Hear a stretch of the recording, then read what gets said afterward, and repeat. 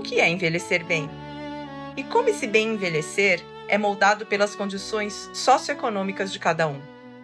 Estudos no mundo todo mostram que as desigualdades econômicas e sociais têm um impacto enorme na forma como as populações chegam à velhice. O Brasil não é exceção.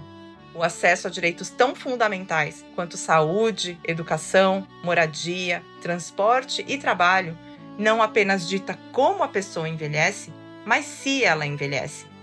Na cidade de São Paulo, por exemplo, moradores de periferias, frequentemente privados de condições básicas para uma vida digna, morrem cerca de 20 anos mais cedo que residentes de bairros nobres. Em outras palavras, a desigualdade encurta vidas. Mas será que apenas o status econômico é suficiente para definir a percepção individual de envelhecer bem? Existem outros fatores envolvidos nessa equação? Este documentário é um pequeno recorte do envelhecimento no Brasil de extremos, uma jornada por histórias reais que procuram mostrar como a desigualdade molda as vidas de quem se torna idoso neste país.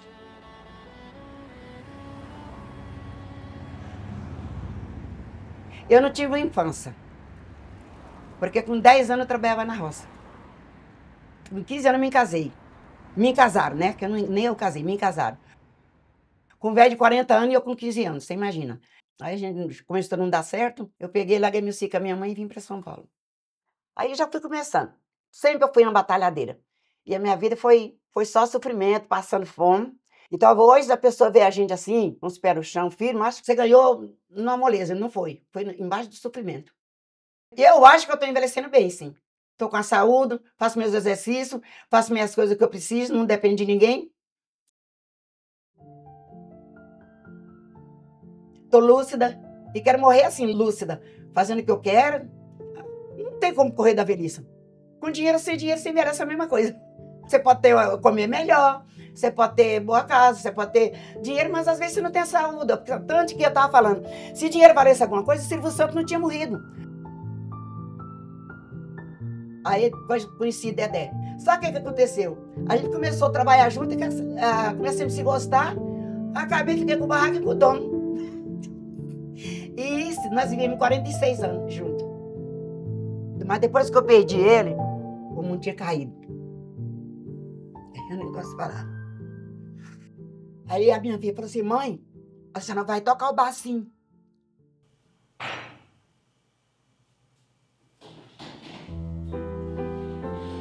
Pronto, chega lá, acabou. Aí você já vem de lá, já vem mais forte, já vem mais animada. É isso. Não pode ficar parada, gente.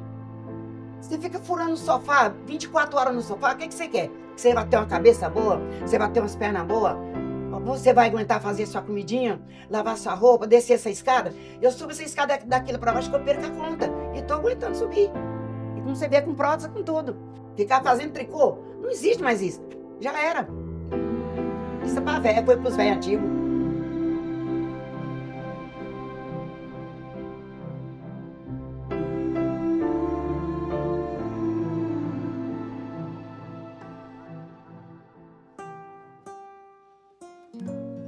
Meu nome é José Marco Ferreira, tenho 68 anos, vim de Recife, passei muito mal e pior, minha esposa ia lavar sempre lavagem de roupa na casa dos outros para sustentar quando a gente chegou aqui. Se eu não me engano, pelo estatuto, eu acho que eu estou envelhecendo bem, porque eu estou com saúde, não reclamo de nada, de doença nenhuma. Envelhecer bem é você se alimentar bem. Eu como de tudo. É um mocotó, é uma buchada, é tudo que tem direito. Se for para me comer, eu como mesmo, eu não faço questão. E trabalho no restaurante. O restaurante eu sou o Severino, faz tudo lá, entendeu? É uma lâmpada, é um bocal, é uma tomada. E ali eu vou indo, no banheiro que está com uma pedra quebrada, eu vou lá e troco, assim eu vou fazendo as coisas. Eu não faço academia nem física, por quê? Porque onde eu trabalho já faço academia. Eu subo a escada, se eu não me engano, são 16 lances. Eu subo ela 10, 12 vezes por dia. Ela falou, você não cansa não? Eu falei, cansar cansa, mas É meu trabalho, eu tenho que seguir isso aí no rito. Cada 7 de setembro é uma comunidade muito pobre. Os governos não dão estabilidade, o governo, o prefeito, não dá estabilidade para nada. Vou fazer uma comparação. Você vai aqui no posto, pega uma receita. Você vai na farmácia. Chega na farmácia e fala assim, ó, o médico mandou liberar esse remédio. Ah, não tem. Vamos na farmácia do Campo Belo. Chega lá na farmácia do Campo Belo, pega a receita, o cara só olha, vai lá, pega o medicamento. Aqui, moço, tá aqui. Aí você vê a dificuldade que tem do subúrbio para a cidade. De lá fica melhor, porque lá eles têm mais condições do que a gente aqui. A realidade é essa.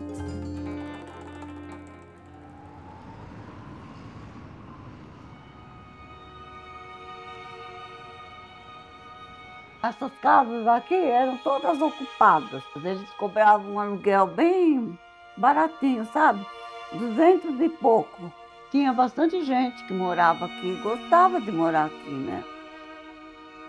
Meu pai veio morar para cá, que ele veio trabalhar na fábrica, né? Então eu nasci aqui. E aí eu moro aqui até hoje, né? Então, 86 anos, né? Que eu moro aqui, né? Agora tá tudo abandonado, né? Só tô eu aqui. Eu gosto de morar aqui, porque eu cresci aqui, né? É sossegado, né? Não tem barulho. Eu tô sozinha, mas eu me sinto bem, sabe? Eu não sinto assim, solidão, sabe? Eu me sinto bem. Quem tem bastante dinheiro, logicamente vive melhor, né? Eu sou pobre, né?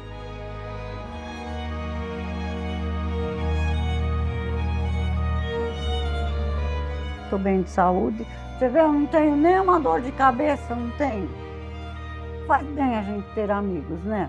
Porque muitas vezes a gente precisa dos amigos, né? Para resolver algum problema, enfim, a gente precisa de outras pessoas, né? Porque viver sozinho não é fácil, né? Eu tinha umas colegas lá no posto de saúde, aí uma vez que elas vieram aqui, elas me falaram da casa do CDI, que eu nem sabia, né? Aí elas falaram para mim, se a gente arrumar para a senhora ir lá no centro de dia, a senhora vai? Então eu comecei a ir lá, né? Frequentar lá, né? Assim que eu comecei a ir lá. Vamos lá, 1, 2, 3 e... Lá no centro de dia, eu gosto de tudo, participo de tudo.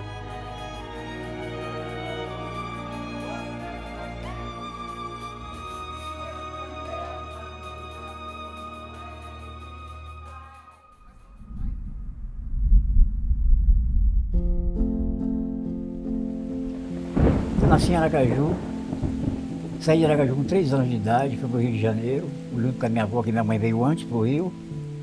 E lá, problema familiar, eu fugi de casa.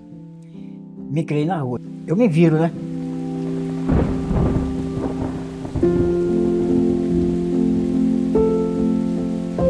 Estou hoje rodando o mundo, né? E dando cabeçada aqui e ali, a gente vai sobrevivendo, né? Vendo meu trabalho, meu artesanato. Só que as vendas não estavam tão boas. Eu, quando tenho uma grana, eu vou pro hotel, entendeu? Quando não tenho, eu durmo em rodoviária. Eu saio um pouco da cidade e me afasto para um lugar mais tranquilo, eu não vou ficar no meio da aglomeração.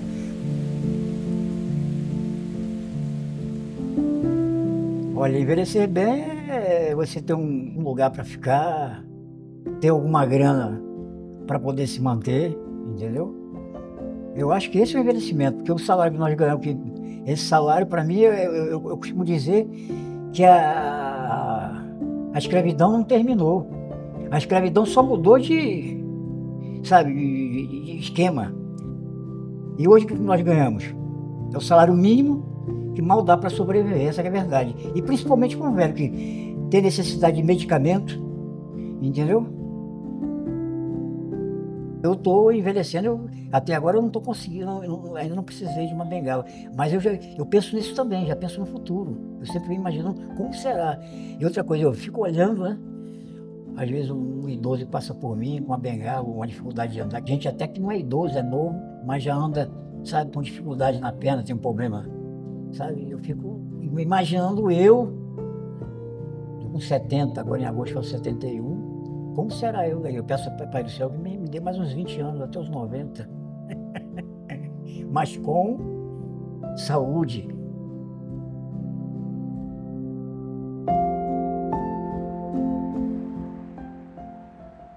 A desigualdade pode ir muito além do espectro econômico.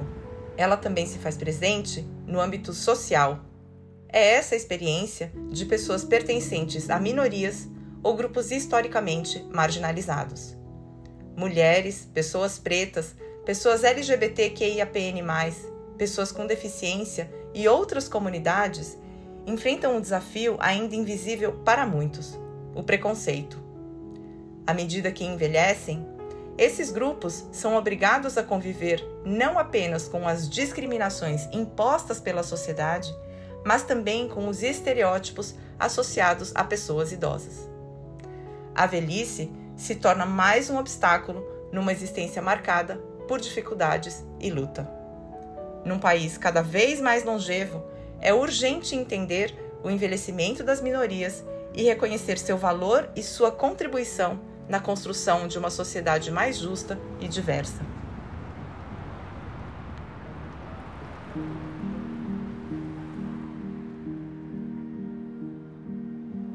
Eu tive pólio, que era conhecida como paralisia infantil, aos 11 meses de idade. Mas eu comecei a andar aos 10 meses. Então, eu dei um pouquinho. A minha vida não conheço outra condição de vida a não ser essa de ser uma pessoa com deficiência. Para mim é absolutamente o normal.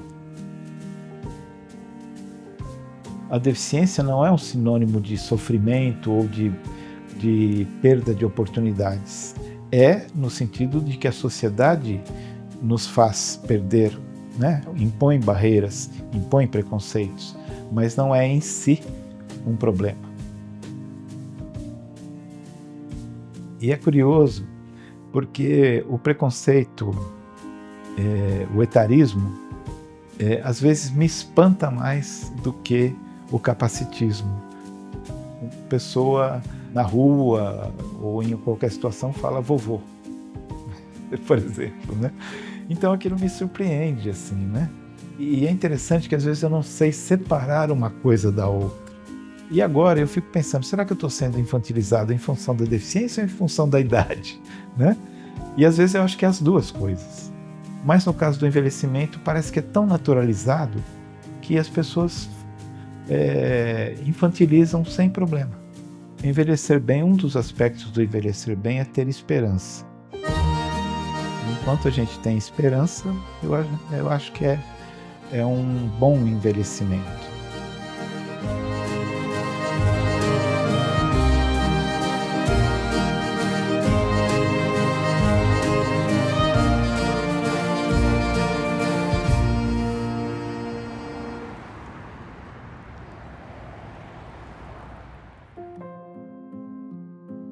Nesses 64 anos de vida, eu fui casado algumas vezes, né? Com 16 anos eu namorava com meninos e meninas, eu não queria nem saber o que era, eu queria namorar, dar beijo na boca. E aos 18 eu começo a entender que eu gostava preferencialmente de namorar com homens. E a minha relação com a homossexualidade, ela sempre foi muito pessoalmente, intimamente, muito tranquila.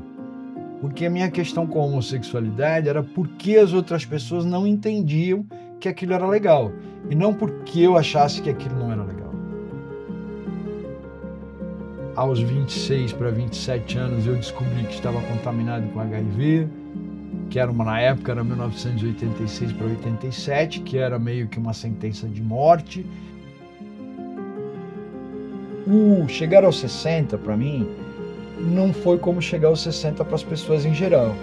Chegar aos 60, para mim, foi um prêmio. Porque eu imaginei que não chegaria nem aos 30. O ser humano é ligado à beleza. Então, essa moeda de troca, que é o belo e a juventude, ela é muito importante na minha comunidade. Um homem gay de 40 anos é considerado coroa. Até eu fiz uma brincadeira dizendo o seguinte: quando a pessoa fala, eu gosto de coroa, eu falei, pô, eu tô feito, né? Que eu tenho 60 e pouco. Não, coroa tem 40. Eu sou o over coroa. O gold, coroa gold, saca? Né? Então, isso tá tudo muito confuso. Envelhecer é complexo, mas para uma população que já sofre essas questões da homofobia, que desde sempre foi marginalizada, ela tratada como cidadão de quinta categoria, isso na velhice é um complicador muito grande. Nós temos várias histórias, não uma nem duas, de pessoas travestis, mulheres travestis, que chegaram na instituição e foram proibidos de usar calcinha, tinha que usar roupa de homem. Porra, a pessoa passa 70 anos da vida dela tentando ser quem ela é, ela chega numa instituição para cuidar dela, ela tem que abandonar a sua identidade. Então, a gente está falando de questões muito complexas, né?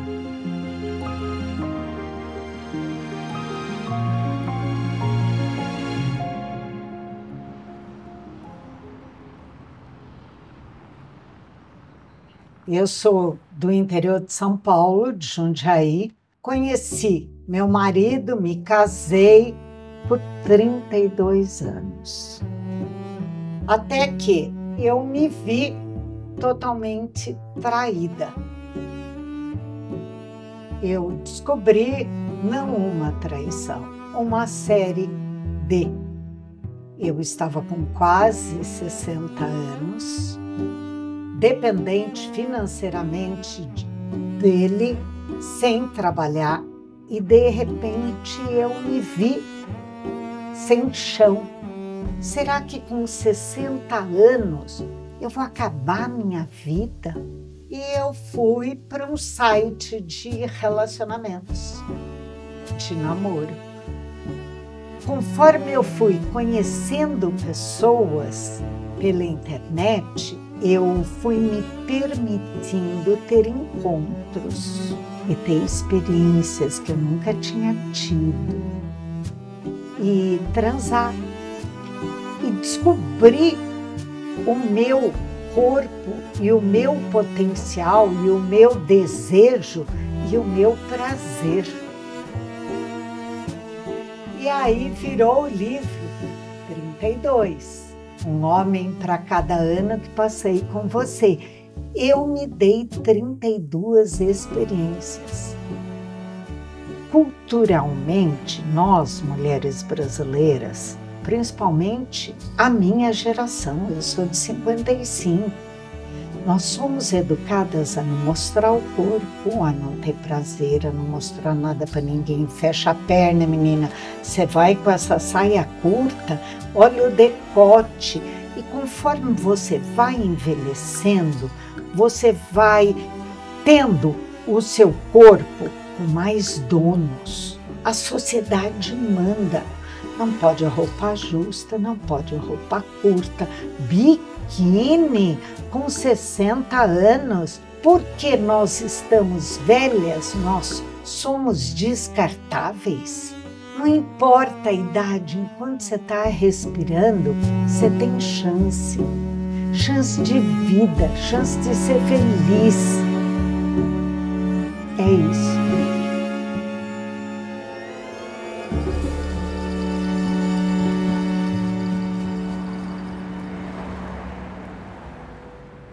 Eu trabalhei por 30 anos na Prefeitura Municipal de São Paulo. Eu fiz parte de um grupo de estudo grande na Faculdade de Saúde Pública, no Centro de Estudos de Crescimento e Desenvolvimento. Eu acho que as condições socioeconômicas são realmente agentes modificadores que potencializam ou não as condições de envelhecimento de uma pessoa. Se você tem condições, você tem um sistema que te abraça e que te ajuda, tá? Se você não tem essa condição, é muito diferente. E essas desigualdades potencializadas pelas de diferenças étnico-raciais num país como o nosso é bastante potente. As oportunidades nunca são iguais para mulheres brancas e para mulheres negras. Nunca são iguais. Na verdade, na pirâmide social de todas as políticas públicas do mundo inteiro, a mulher negra está em último lugar. Eu tenho privilégios, então eu consigo envelhecer bem porque eu brigo para envelhecer bem. Eu brigo para estar no lugar que eu estou. Talvez até seja essa uma das grandes dificuldades que eu tenha em parar de trabalhar. Eu ainda tenho uma exigência comigo mesmo até de contribuir. Eu acho que envelhecer bem é reconhecer que o tempo está passando, mas que você preserva grandes potenciais. O processo de envelhecimento vai mostrando que a vida caminhou, mas que em nenhum momento ela parou, que ela caminha num ritmo diferente. Mas no todo, eu sou uma pessoa saudável, que consigo fazer coisas, eu tenho autonomia, de ter condições de ainda escolher aquilo que eu quero fazer. Não tem nada que me limite por enquanto. Então eu acho que eu estou envelhecendo bem.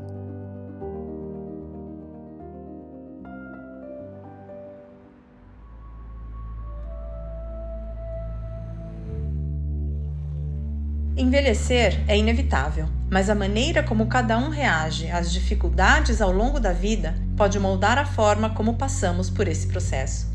Estamos falando de resiliência. Muito mais do que resistência, a resiliência é a capacidade de se adaptar, de se reinventar, de encontrar sentido e propósito, mesmo diante de limitações. A resiliência não acontece por acaso. Ela é influenciada por fatores como genética, ambiente, cultura, aspectos socioeconômicos e atitudes individuais. Seu impacto é imenso na qualidade de vida e no bem-estar de quem envelhece. É essa resiliência que permite que milhões de brasileiros sigam na busca por envelhecer bem, com saúde, dignidade e esperança. Apesar de desafios muitas vezes impensáveis, transformam a dor em aprendizado e o tempo em sabedoria.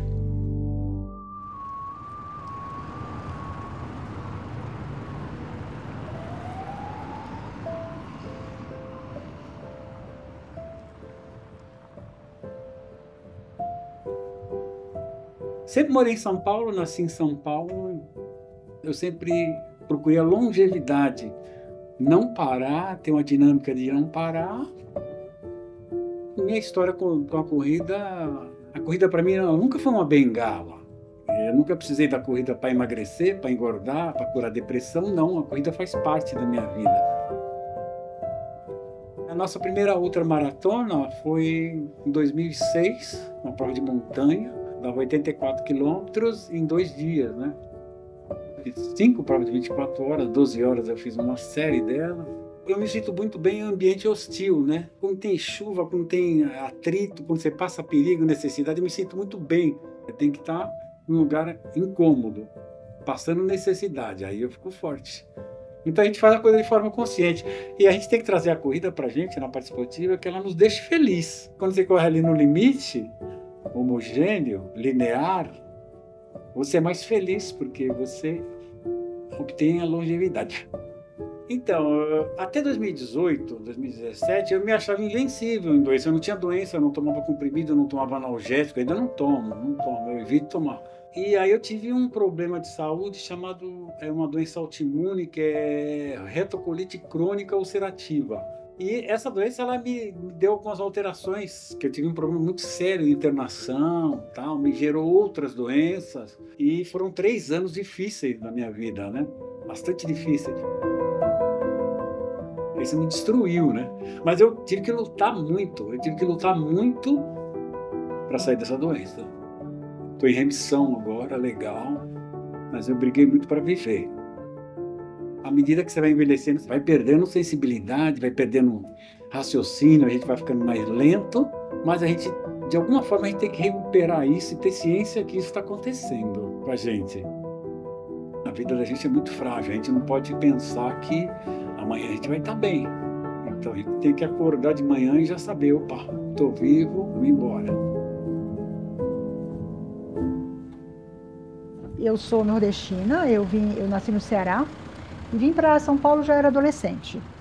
Aqui eu estudei, casei, tive filhos e trabalhei bastante. E aí a vida seguia, até que quando eu tive uma tragédia na minha vida, que quando minha filha tinha 10 anos, ela sofreu um acidente de afogamento na piscina do prédio onde morávamos.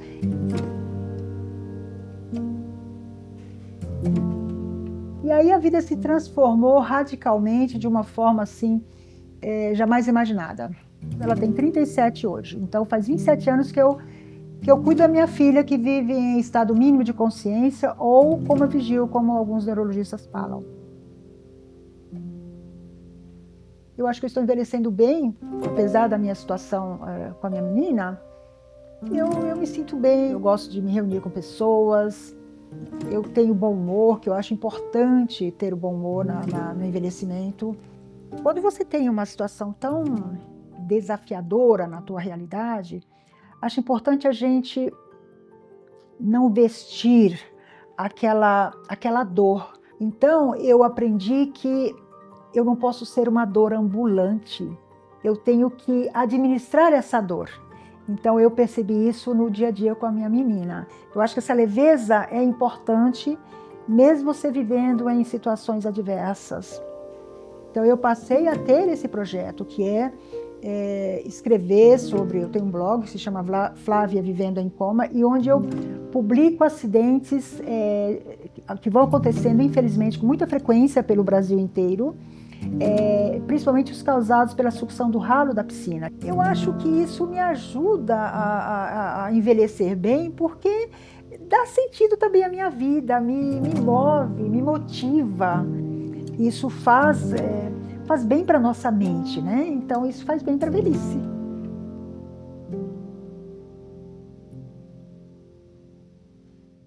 Envelhecer bem, em primeiro lugar, é ter família. A família é uma coisa muito importante. E amigos também. Parabéns a você, eu quero agradecer essas ricas pessoas que moram no meu coração. Todos eles, todos. Eu ver esse monte de pessoas minhas, é um privilégio. Obrigada por tudo.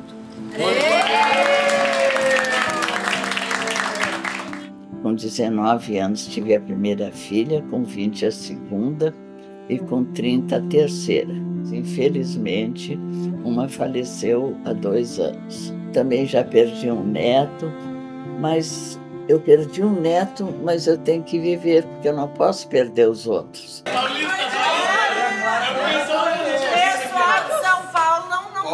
Peraí, deixa eu te perguntar, eu te dei um presente. Que já estavam pegando? Claro que deu.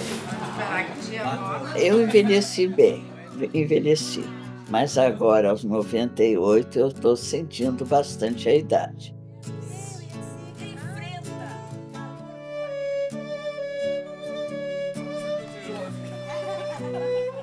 O que eu tinha que fazer aqui, eu já fiz. Não sei se eu fiz bem feito, mas fiz o melhor que eu pude. Cada rosto guarda um tempo, cada olhar tem seu porquê.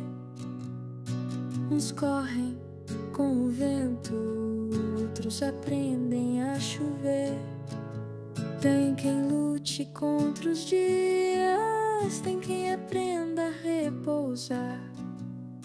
Mas todos, sem exceção, um dia vão se transformar. O envelhecer de cada um é como um livro escrito à mão, com páginas que o tempo assina sem pedir permissão. O envelhecer